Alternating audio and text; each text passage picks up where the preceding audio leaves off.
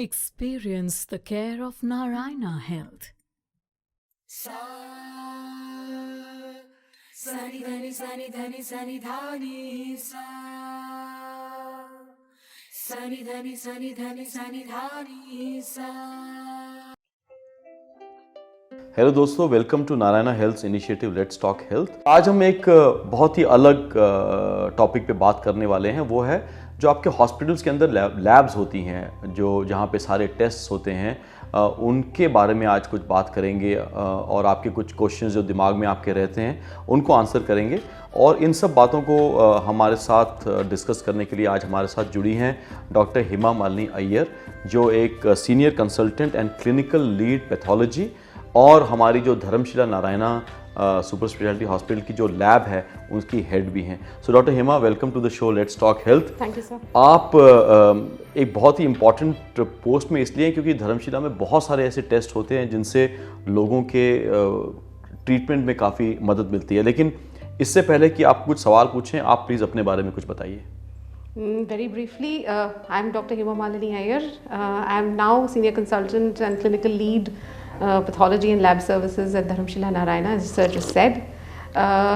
My base, very briefly, I did my MBBS MD Pathology all from Lady Hardinge Medical College, so I'm a Delhiite all through. दोस्तों, सो ये जो कुछ questions lab के बारे में हमारे दिमाग में आते हैं, आज डॉक्टर हेमा से हम बात करेंगे। डॉक्टर हेमा, सबसे पहले हमें एक लैब की जो मिस्ट्री है उसको सॉल्व कीजिए कि लैब के अलग अलग डिपार्टमेंट्स क्या होते हैं, और बेसिक तरीके से बताइए वो अलग अलग डिपार्टमेंट में वो करते क्या हैं। क्योंकि हम कभी हिस्टोपैथोलॉजी की बात करते हैं, कभी पैथोलॉजी की बात करते हैं, लोगों को पता ही नहीं है होता क्या क्या है। सो प्लीज़ आप ज़रा अलग अलग डिपार्टमेंट्स के बारे में हमें बताइए, लैब के बारे में। Very valid and very pertinent question. एक लैब के अंदर बहुत सारे स्पेशलिटीज़ जमा होते हैं, ये शायद किसी को पता नहीं होता, लेकिन बहुत सारे स्पेशलिटीज़ मिल के एक लैब को बनाते हैं। उनमें सबसे इम्पोर्टेंट है पैथोलॉजिस्ट, जो हीमाटोलॉजी, और हीमाटोलॉजी मतलब बेसिक खून से रिलेटेड जितनी जांचें हैं वो देखता है। एक बायोकेमिस्ट जो केमिस्ट्री से रिलेटेड, आप आई एम श्योर सबको पता होगा, आजकल तो सबको पता ही होता ही है, जितने आप liver function test, kidney function test, creatinine, urea, ये सब कराते हैं, ये एक्चुअली बायोकेमिस्ट्री के अंडर आता है। और बायोकेमिस्ट्री एक्चुअली एक फुल फ्लेजेड अपना अलग ब्रांच है, जिसमें एमडी अलग से हुआ करती है आजकल, और पैथोलॉजी अलग एमडी है। इन एडिशन लैब का एक बहुत इंपॉर्टेंट हिस्सा है माइक्रोबायोलॉजी, जिससे आप अपने कल्चर, जितने ऑर्गेनिजम्स जो ग्रो होते हैं उनकी सेंसिटिविटी, कौन सी एंटीबायोटिक को रिस्पॉन्ड करेगा, कौन से को नहीं, ये बहुत इंपॉर्टेंट रोल माइक्रोबायोलॉजिस्ट प्ले करता है। और in addition usually hospital based setups में माइक्रोबायोलॉजिस्ट ऑल्सो इन्फेक्शन कंट्रोल देखता है पूरे अस्पताल का। पैथोलॉजी के अंदर एक हीमाटोलॉजी मैंने ब्रांच अभी बताया, जिसमें बेसिक खून की जांचें होती हैं। हीमोग्लोबिन, हम सबको पता होगा, हीमोग्लोबिन, टीएलसी तो आजकल सबको, it is common knowledge, everyone knows. But in addition pathology, the core, the heart of pathology is histopathology, और and histopathology and cytopathology include tissue diagnosis.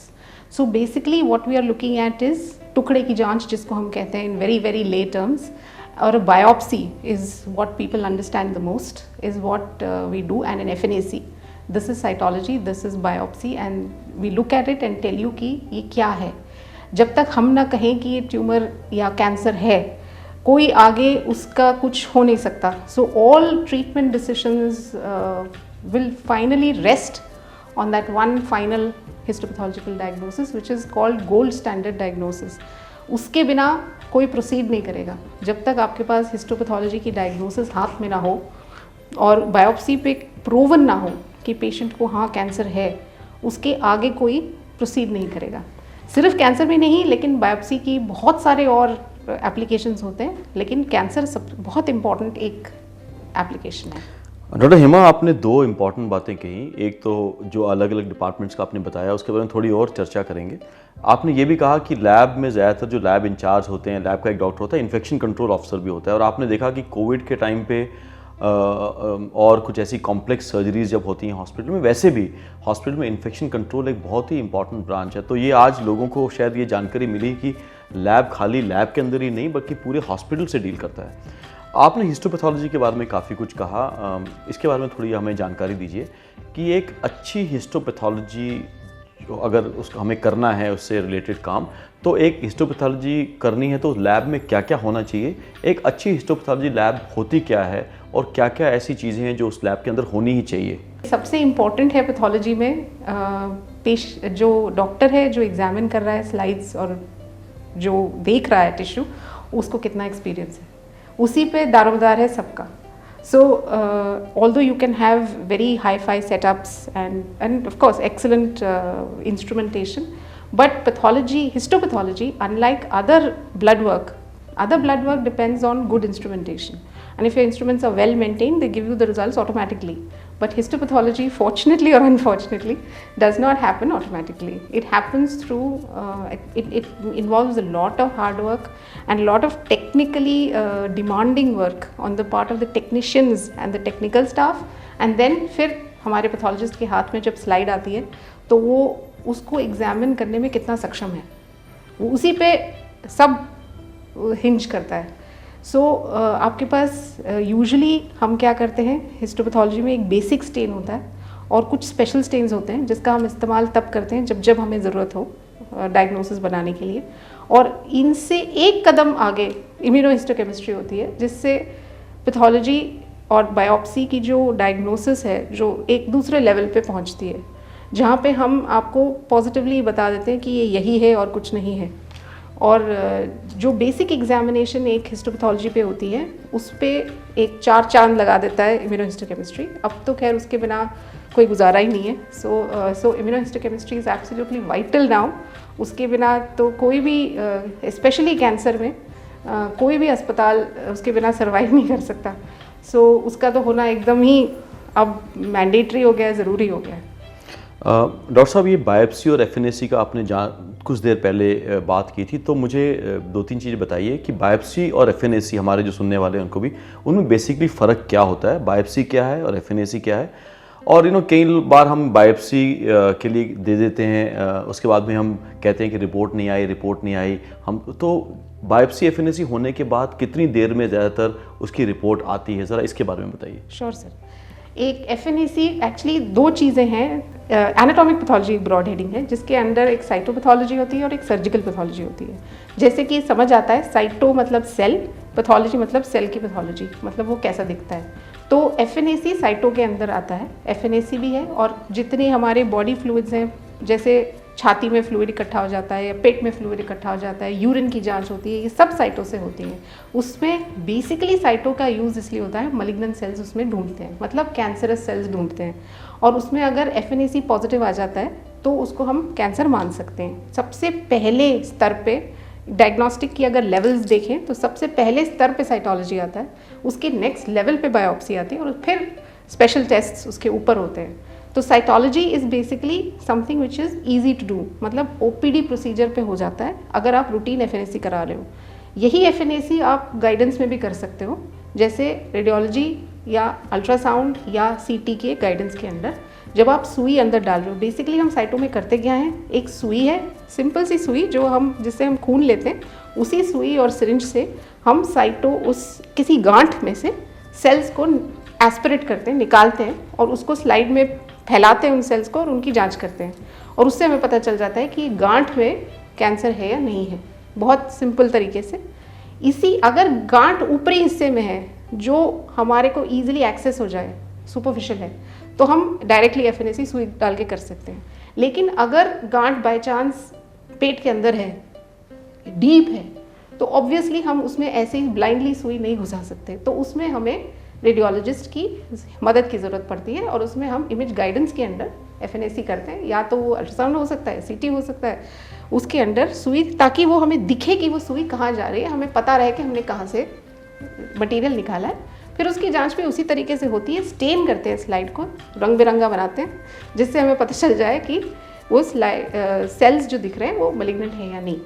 That is cyto. Cyto जल्दी हो जाता है क्योंकि cyto में प्रोसेसिंग एक चीज़ है जो नहीं होती, डायरेक्टली स्लाइड के बाद स्टेन में चला जाता है, स्टेनिंग हो जाती है, आप देख लेते हो. सो या तो उसी दिन या मैक्सिमम अगले दिन साइटो की रिपोर्ट आपको मिल जाएगी. बायोप्सी में जो बायोप्सी होती है उसका एक लंबा प्रोसेस होता है, क्योंकि बायोप्सी तो एक टुकड़ा है, मतलब एक मांस का टुकड़ा. अगर in very very basic terms, उस मांस के टुकड़े को हमें स्लाइड तक लाना है, तो वो एक चैलेंजिंग प्रोसेस होता है जो बहुत सारे प्रोसेसेस के थ्रू होता हुआ, बहुत फ्लूइड्स, हम यूजुअली आजकल तो प्रोसेसिंग सारी ऑटोमेटिक हो गई है, तो ऑटोमेटेड प्रोसेसेस होते हैं जिसमें वो टिश्यू अंदर जाता है, जब बाहर निकल के आता है तो एक चीज़ होती है पैराफिन वैक्स, आपने सबने देखा होगा पैराफिन वैक्स, उसी पैराफिन वैक्स में टिश्यू जमा हुआ आता है। जब वो टिश्यू जम के उस वैक्स के अंदर मोल्ड्स होते हैं, उस वैक्स में टिश्यू को जमाते हैं तो वो ब्लॉक बन जाता है। ब्लॉक कुछ नहीं है, एक वैक्स का टुकड़ा है जिसके अंदर आपका जो बायोप्सी है या टिश्यू है या मांस है उसके अंदर जमा हुआ है। That it's a block which contains the tissue embedded in it. फिर आप उसमें से सेक्शंस यानी कि स्लाइड्स पे एक हल्की परत काटते हो, उसको स्टेन करते हैं और उसको हम स्लाइड में देखते हैं। तो उस स्लाइड को तक पहुंचने में जो वो सफ़र है वो मिनिमम 5 से 6 घंटे छोटे छोटे टुकड़ों के लिए, और बड़े बड़े हमारे पास बायोप्सी का मतलब सिर्फ एक छोटी जांच नहीं होती, बायोप्सी के अंदर जो बड़े बड़े स्पेसिमेन होते हैं वो भी आते हैं, तो बड़े स्पेसिमेंस को ज़रा और टाइम लगता है क्योंकि वो टुकड़े बड़े होते हैं, तो उसमें प्रोसेसिंग से 10 या 12 घंटे लगते हैं। सो यूजुअली हम धर्मशिला में छोटे जो टुकड़े होते हैं बायोप्सी, उसकी रिपोर्ट अगले दिन शाम तक दे देते हैं, तो 24 से 30 घंटे के अंदर अंदर सारी रिपोर्टें आपको बायोप्सी की भी मिल जाती हैं। लेकिन जो बड़े स्पेसिमेन हैं उनको 3-4 दिन लगते हैं, थोड़ा फिक्सेशन भी होना होता है। आपने ये ब्लॉक के बारे में बात की, मैं कई बार सुनता हूँ आपसे भी, कई लोगों से सुना है कि आप वहाँ से अपना ब्लॉक ले आइए, तो मतलब ये ब्लॉक क्या हमेशा रहता है लैब के अंदर, या कोई जब बायोप्सी हो जाती है तो जब आप बोलते हैं वहाँ से ब्लॉक ले आइए, तो आप क्या मतलब वो ब्लॉक वहीं पे रहता है, कोई भी आदमी उस ब्लॉक को लेके जा सकता है, एक पेशेंट अपने ब्लॉक को? हाँ, हर पेशेंट का हक है, अगर वो ब्लॉक की जांच कहीं और कराना चाहे तो वो ब्लॉक इशू करा के ले जा सकता है। अब हमारे मतलब गाइडलाइंस हैं, लीगली बाइंडिंग है कि हम ब्लॉक स्लाइड्स को कम से कम 10 साल रखें, ये एज़ पर NABL गाइडलाइंस है। और चूंकि हमारा लैब NABL एक्रेडिटेड है और मोस्टली आजकल लैब्स बड़े बड़े अस्पतालों में NABL होते ही हैं, तो उनके लिए मैंडेटरी हो जाता है, लीगली बाइंडिंग हो जाता है कि वो उस ब्लॉक को 10 साल तक रखें। तो 10 साल तक कभी भी आप उस ब्लॉक को रिट्रीव कर सकते हैं, निकाल सकते हैं, निकलवा सकते हैं और उसकी दोबारा जांच कर सकते हैं, आगे जांच कर सकते हैं, या और जांच करानी है आपको, कुछ और स्पेशल टेस्ट कराने हैं तो करा सकते हैं। तो so that is blocks have to be archived, उसका मतलब स्टोर्ड, रिट्रीव्ड मतलब निकालने लायक। सो ये हमारी रिस्पॉन्सिबिलिटी है कि वो ब्लॉक हम प्रोवाइड कराएं पेशेंट को। दोस्तों, आपने डॉक्टर हेमा से ये सुना, 2-3 बहुत इंपॉर्टेंट बातें इन्होंने आज बताई। पहली बात तो उन्होंने क्या बताई कि हिस्टोपैथोलॉजी जो होती है, इसमें जो डॉक्टर होता है उसका एक्सपीरियंस और वो कितने ज़्यादा तो वो देख चुका है ताकि उसमें असेसमेंट में उसमें इंपॉर्टेंट है। मशीनें तो हैं बट एक डॉक्टर का कितना बड़ा हाथ है। उन्होंने ऑल्सो ये भी बताया कि इन्फेक्शन कंट्रोल जो होता है वो भी लैब के डॉक्टर्स करते हैं। उन्होंने डिफरेंट डिपार्टमेंट्स के बारे में बताया हमें आज। उन्होंने ये भी बताया कि बायोप्सी की रिपोर्ट कब एक्सपेक्ट कर सकते हैं, ब्लॉक आप जब भी चाहें, आपका एक हक है कि अगर आपको ब्लॉक लेना है किसी हॉस्पिटल से, ये आपका हक है, आप उस हॉस्पिटल से ब्लॉक को ले सकते हैं। अगर कुछ और जानकारी लेना चाहें तो www.narayanahealth.org पे जाएं और आप हॉस्पिटल्स में टेस्ट करवाने के लिए या वगैरह और कुछ जानकारी ले सकते हैं, अपॉइंटमेंट ले सकते हैं लैब के साथ, या जो QR कोड इस समय आपकी स्क्रीन पे है उससे आपका NH केयर ऐप डाउनलोड कीजिए, वहाँ से भी आप ये सब बातें कर सकते हैं। डॉक्टर हेमा, थोड़ा आगे बढ़ाते हैं क्वेश्चंस को। इम्यूनोकेमिस्ट्री की आपने जस्ट एक हिंट किया था, तो इम्यूनोकेमिस्ट्री क्या चीज़ है और उसकी जो ओवरऑल ट्रीटमेंट है पेशेंट का, उसमें इम्यूनोकेमिस्ट्री का क्या रोल है? बिल्कुल सर, आजकल तो आप सब लोग सुनते हैं, आजकल I am sure everyone hears this, personalised medicine का ज़माना है, तो immunohistochemistry has a very vital role to play in that. One, there are 2 levels to immunohistochemistry, in fact different levels to immunohistochemistry. One is diagnosis. जब मैं फंसती हूँ कहीं पे, मुझे नहीं पता चल रहा कि ये ट्यूमर किस प्रकार का है। You must remember कि tumors, there are thousands of different types of tumors and tumors can arise in virtually every organ in the body. मतलब शरीर के किसी भी हिस्से पे कैंसर हो सकता है, ट्यूमर बिनाइन भी हो सकते हैं, कैंसर भी हो सकते हैं, उन दोनों के बीच में कहीं भी हो सकते हैं। हर ट्यूमर या तो मलिग्नेंट या बिनाइन नहीं होता। सो इन सारी हज़ारों ट्यूमर्स के प्रकार को हमें अगर ज़ीरो इन करना है कि ये किस एग्जैक्ट टाइप का ट्यूमर है, तो उसमें इम्यूनोहिस्टोकेमिस्ट्री काम आती है। तो बायोप्सी हो चुकी है, उसी बायोप्सी के ब्लॉक पे ही इम्यूनोहिस्टोकेमिस्ट्री के टेस्ट लगते हैं। आपको एडिशनल और टिश्यू लेने की ज़रूरत नहीं होती, उसी टिश्यू पे टेस्ट आगे बढ़ाते हुए हम इम्यूनोहिस्टोकेमिस्ट्री उस पर लगवा सकते हैं। इम्यूनोहिस्टोकेमिस्ट्री में बेसिकली हम क्या करते हैं, I think everyone would understand, it's just a simple antigen antibody reaction. We are using specific antigens that will be present in a certain tumor, not in another tumor. और उसका antigen अगर वो react कर जाता है तो वो एक किस्म का है, अगर नहीं तो वो दूसरे किस्म का है। कुछ ऐसा very बहुत simply, I'm explaining a very complex process in a very simple way, but basically that's what it is. And so when you put a panel, what we do is we put a panel of antibodies to define one, what type of tumor it is, what nature of the tumor it is, and whether it's malignant, whether it's benign. All these points can become clear after IHC. So your final bottom line diagnosis is usually in certain complicated cases after a complete comprehensive immunohistochemical examination. Again, that requires a lot of technical expertise on the part of the technical staff जिन्होंने उसे stand करके देना है आपको। फिर आपका काम शुरू होता है जहाँ से वो छोड़ते हैं, और उसको एग्जामिन करना। हर केस में लगभग 10-20 से लगभग IHC स्लाइड्स लगती हैं, उनको एक एक करके स्क्रीन करना होता है, फिर अपना दिमाग लगाना होता है कि किस में फिट हो रहा है, और फिर फाइनली स्लाइड्स देख के हाथ से रिपोर्टें लिखी जाती हैं जिसको फिर वो सब टाइप करके अपलोड करते हैं। लेकिन it's a very physical, very human process, not a machine oriented process. Doctor Hema, जो आपने आज जानकारी दी हैं, ये जो लैब का डिपार्टमेंट होता है ना, ये अलग छुपा हुआ एक डिपार्टमेंट होता है, तो लोगों को ये पता ही नहीं होता कि क्या क्या चलता है, और इनकी कितनी ज़्यादा इंपॉर्टेंस है ट्रीटमेंट की। क्योंकि आपने सही बताया कि जब तक डायग्नोसिस नहीं होगा तब तक आगे ट्रीटमेंट हो ही नहीं सकता, सवाल ही पैदा नहीं होता, कोई अच्छा डॉक्टर करेगा भी नहीं। अब एक बड़े ही इम्पॉर्टेंट टॉपिक पे आपसे ज़रा जानकारी चाहूँगा, और ये थोड़ा सा कई बार कॉज ऑफ डिस्कम्फर्ट पेशेंट्स के अंदर, और थोड़ा सा लोगों में थोड़ा सी इसमें गुस्सा आता है, वो है टर्न अराउंड टाइम।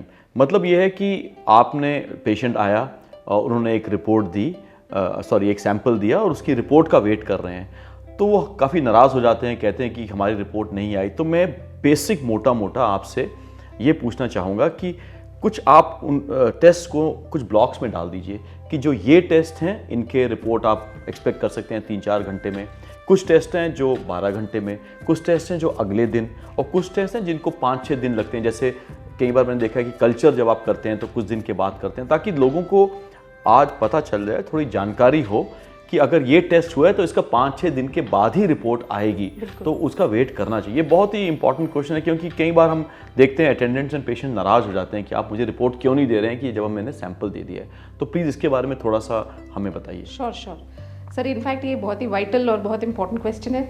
और जो रूटीन जांचें आपकी होती हैं, रूटीन से मतलब है जो आप खून की जांचें कराते हैं, वो तो सारे पेशेंट्स को खुद भी पता होता है कि जितने रूटीन खून की हीमोग्लोबिन, TLC, कंप्लीट ब्लड, ये सब आजकल लोग खुद ही समझते हैं। और routine liver function, kidney function, routine जितने केमिस्ट्री, बायोकेमिस्ट्री के टेस्ट हैं, ये सब 3 या 4 घंटे के अंदर अंदर आपको रिपोर्ट मिल जाते हैं। इनफैक्ट जो CBC रिपोर्ट है वो तो आधे घंटे में मिल जाती है। बायोकेमिस्ट्री में थोड़ा ज़्यादा टाइम लगता है, 3 या 4 घंटे लगते हैं।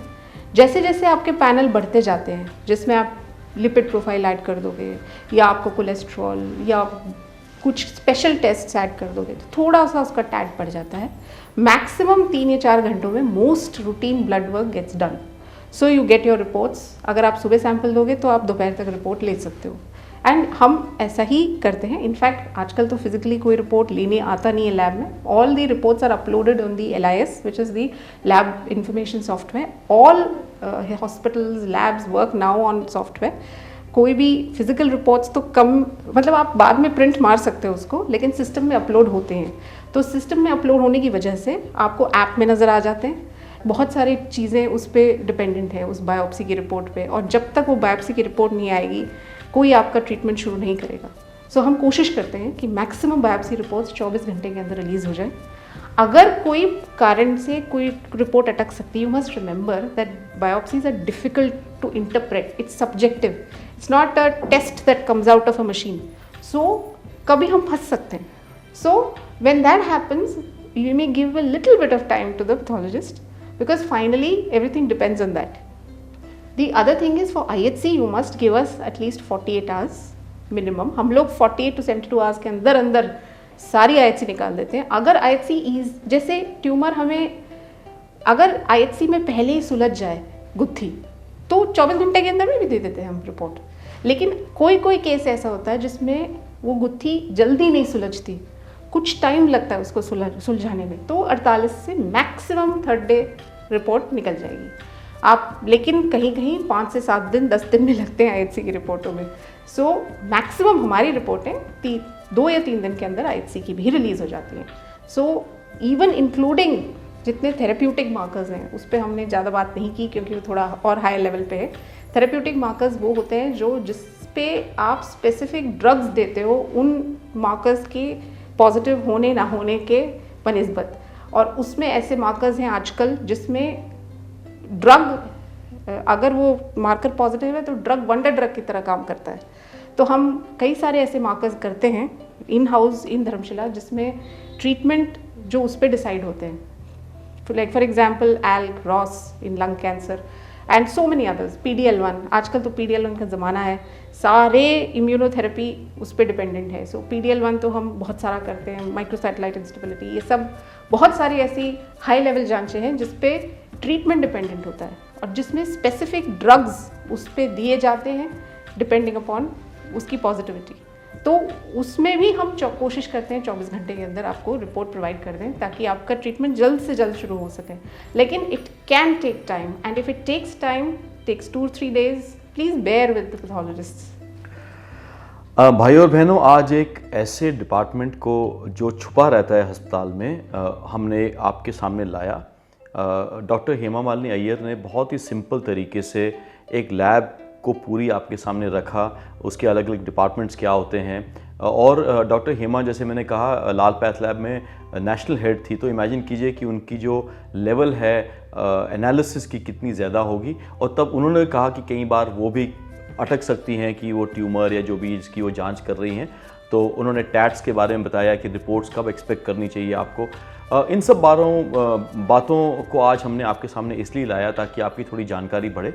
आप इस एपिसोड को जब देखें इस जानकारी को अपने रिलेटिव्स में, अपने दोस्तों में ज़रूर बांटें ताकि उनकी भी जानकारी बढ़े। कुछ और जानकारी लेना चाहें तो NH केयर ऐप को जो QR कोड स्क्रीन पे है उसको डाउनलोड करें, www.narayanahealth.org पे जाएं। डॉक्टर हेमा मालिनी अय्यर जो Dharamshila Narayana super speciality hospital में लैब की इंचार्ज हैं, उनसे आप बात कर सकते हैं, कभी कुछ डाउट हो तो इस बारे में जानकारी ले सकते हैं। लेकिन आज हमने ये प्रोग्राम इसलिए किया ताकि लैब के बारे में जो एक मिस्ट्री बनी हुई है लोगों के दिमाग में वो थोड़ा सामने आए और आप इसके बारे में थोड़ी ज़्यादा जानकारी आपको मिले। डॉक्टर हेमा, आपने बहुत सिंपल शब्दों में लोगों को समझाया आज। हमारे साथ लेट्स टॉक हेल्थ में जुड़े रहने के लिए और आने के लिए बहुत बहुत शुक्रिया, बहुत बहुत थैंक यू। और कुछ और किसी को जानकारी चाहिए होगी तो आपसे वो डायरेक्टली कांटेक्ट करेंगे। Thank you so much doctor Hema. और भाइयों बहनों, सुनते रहिए, देखते रहिए, शेयर कीजिए ये प्रोग्राम, बिकॉज इससे एक हमारी जो इनिशिएटिव है नारायणा हेल्थ का, बेटर हेल्थ की तरफ जाना, प्रिवेंशन की तरफ जाना, उसकी तरफ हमें भी मदद मिलेगी और हम सबको एक बेटर सोसाइटी, एक बेटर नेशन बिल्ड करने में मदद मिलेगी। बहुत बहुत शुक्रिया। अगली एपिसोड में फिर से मुलाकात होगी, तब तक के लिए मेरी और डॉक्टर हेमा मालिनी अय्यर की तरफ से नमस्ते।